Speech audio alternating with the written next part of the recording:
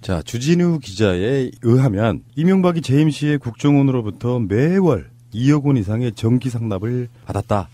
매월 2억? 네. 다음에 그때 현금으로요? 당시 국정원장 원세훈이 와이프와 함께 직접 차를 몰고 청와대에 들어가서 이명박 부인한테 전달했다. 그리고 무슨 일 있으면 특별 상납도 받았다. 국정원의 특활비가 사실상 100억 원 이상이 청와대로 들어갔다. 이게 주진우 기자의 주장이에요. 매월 2억이면은 연 24억에 5년이면은 100억 넘네요. 진짜 나쁜 새끼들이다. 그러니까 물론 이 주진우 기자의 이런 네. 이야기들 중에 그냥 어떤 추측성은 없을 거라고 보거든요. 다른 데 취재되어 있는 취재원이 있는 거라고 보는데 지금 언론은 어디까지만 이야기하고 있냐면 김희중하고 김백준이 다른 고리로 국정원 특활비를 상납을 받았는데 그 상납의 용도가 좀 다른 거예요. 그런 보도를 우리가 여러분들 보셨을지 모르겠는데 이명박이 기자회견이랍시고 할 때 쭉 도열했던 인물들 대다수가 언론인 출신의 청와대 수석이나 이런 사람들이었다고. 기자 같지도 않은 기자들 같은 것들이 청와대에 들어가서 뭐 홍보수석이네 뭐네 헤쳐먹고 있다가 나왔는데 제가 그런 이야기를 수도 없이 했잖아요. 이명박의 청와대. 그러면 이명박의 청와대가 다 헤쳐먹은 거야? 아니지. 그러면 이명박의 뭐 핵심 수석들? 아니지. 이명박의 뭐 측근이었다고 하는 이재호 이런 사람들? 아니지. 진짜는 정말 많이 좁혀가지고 기자회견 상에 도열했던 인간들은 진짜 축정이. 비리 구조 속에 이명박 구조 속에는 안 들어갔을 만한 사람들 물론 개인적으로 무슨 돈을 착복할 수는 있겠죠. 실제로 이명박의 국정원 특활비에 관한 비리는 딱 두 사람만 알고 있다는 거예요. 김백준하고 김희중인데 그 자리에 서 있던 사람들이 이제 계속해서 그런 얘기를 했죠. 언론상에 뭐 김효재나 이재호나 이런 사람들이 우리 MB님은 그러실 분이 아니다. 네. 그러니까 지금 김희중이 그 이야기를 이렇게 이야기한 거예요. 표현은 그렇게 안 했지만 니들이 뭘 하니 이 새끼들아.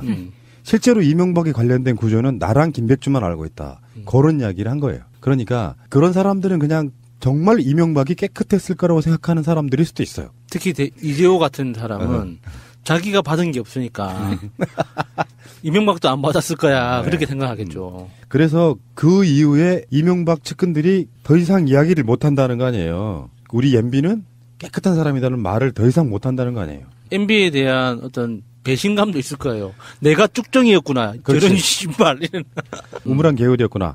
한 번 느꼈을 거라고 생각해요. 그러니까 지금 주진우 기자의 이야기는 주진우 기자는 이런 문제가 이렇게 막 걸려 있었기 때문에 팩트 없는 이야기는 못해요. 그러니까 취재원에 대한 확실한 이야기가 있는 것만 밖으로 꺼냅니다. 그리고 이런 돈 받았다는 이 방법 같은 것들이 구체적이죠. 네, 구체적인 게 박근혜가 돈을 받았던 방법하고 굉장히 유사하잖아요. 직접 청와대에 차에 들어가서 전달을 한다. 근데 이게 원세훈이 직접 했다는 건 색달라요. 이게 전 진짜 꼬봉이었구나. 국정원 기획실장인가 했다는 그 사람 있잖아요. 이명박하고 독대해서 이렇게 돈 쓰면 안 됩니다라고 이야기했다는 그 사람도 사실은 이명박이랑 개인적인 인연이 있대요. 그래서 그 독대를 할 수 있었던 거라고 하더라고요. 국정원에 그렇게 이제 그 국장급이 다이렉트로 부서실장한테 독대를 요청하는 건 있을 수 없는 거래요, 보통은. 근데 그게 가능했던 이유가 원래 아는 사람이라고 해요. 이 이명박이 거기에 꽂아 넣은 사람. 원래 공무원이 아니라 민간 그 기업에서 일을 잘하는 사람이었는데 이명박 눈에 띄어가지고 이명박이 차출해서 꽂아 넣은 사람이라고 하더라고요.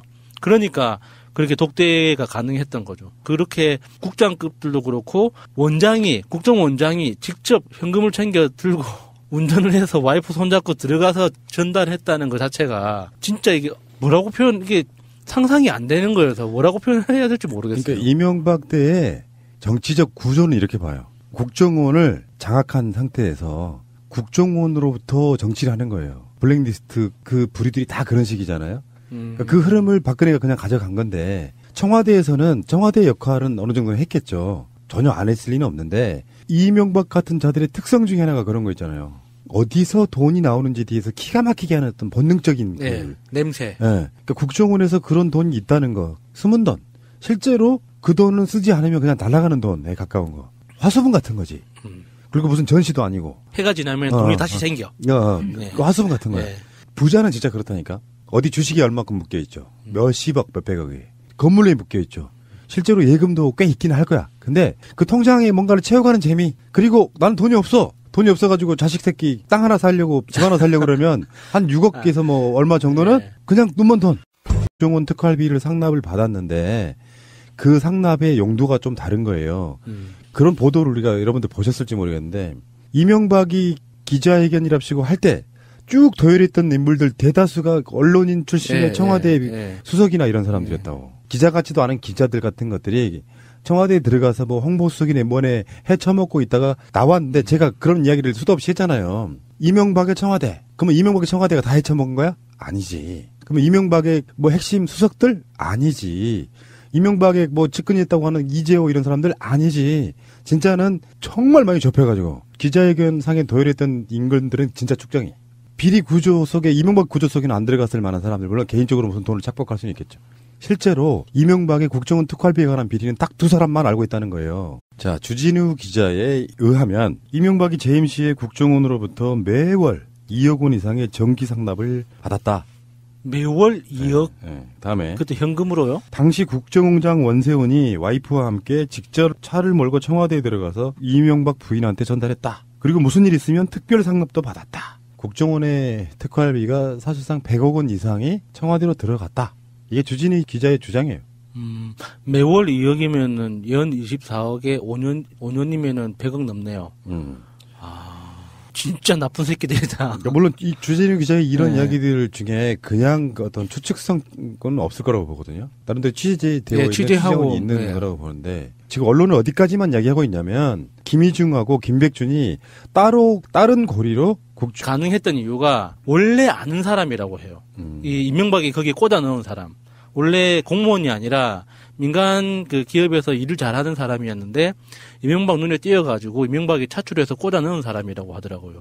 그러니까 그렇게 독대가 가능했던 거죠. 그렇게 국장급들도 그렇고 국정원장이 직접 현금을 챙겨 들고 운전을 해서 와이프 손잡고 들어가서 전달했다는 것 자체가 진짜 이게 이게 상상이 안 되는 거여서 뭐라고 표현해야 될지 모르겠어요. 그러니까 이명박 때의 정치적 구조는 이렇게 봐요. 국정원을 장악한 상태에서 국정원으로부터 정치를 하는 거예요. 블랙리스트 그 부리들이 다 그런 식이잖아요. 그러니까 그 흐름을 박근혜가 그냥 가져간 건데 청와대에서는 청와대 역할은 어느 정도 했겠죠. 전혀 안 했을 리는 없는데 한 번 느꼈을 거라고 생각해요. 그러니까 지금 주진우 기자의 이야기는 주진우 기자는 이런 문제가 이렇게 막 걸려 있었기 때문에 팩트 없는 이야기는 못해요. 그러니까 취재원에 대한 확실한 이야기가 있는 것만 밖으로 꺼냅니다. 그리고 이런 돈 받았다는 이 방법 같은 것들이 구체적이죠. 네, 구체적인 게 박근혜가 돈을 받았던 방법하고 굉장히 유사하잖아요. 직접 청와대에 차에 들어가서 전달을 한다. 근데 이게 원세훈이 직접 했다는 건 색달라요.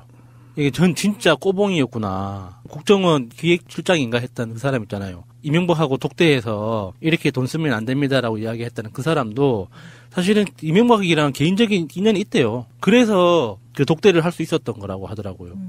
국정원에 그렇게 이제 그 국장급이 다이렉트로 부처실장한테 독대를 요청하는 건 있을 수 없는 거래요, 보통은. 근데 그게 김백준하고 김희중인데 그 자리에 서 있던 사람들이 이제 계속해서 그런 얘기를 했죠. 언론상에 뭐 김효재나 이재호나 이런 사람들이 우리 MB님은 그러실 분이 아니다. 네. 그러니까 지금 김희중이 그 이야기를 이렇게 이야기한 거예요. 표현은 그렇게 안 했지만 니들이 뭘 하니 이 새끼들아.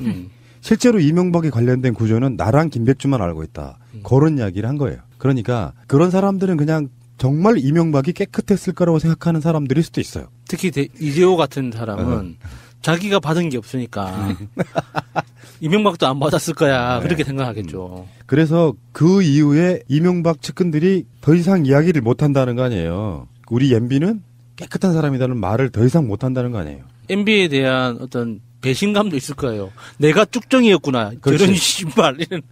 우물한 계열이었구나.